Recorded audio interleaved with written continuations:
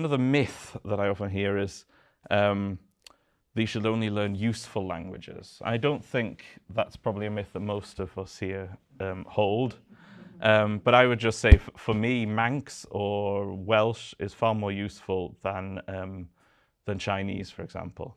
Chinese is spoken by 1 billion people, but most of them are in China, and most of us are not going to interact with them very much.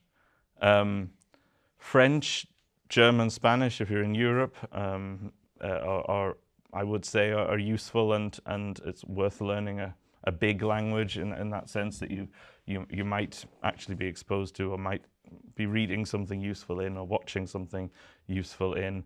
But any language can be useful and enriching to a particular person at a particular place, and if that's Manx or Irish or Welsh for you, if that's what you have an opportunity to be exposed to, and that's meaningful for your identity, you'll find learning that language easier than a useful language that's better resourced.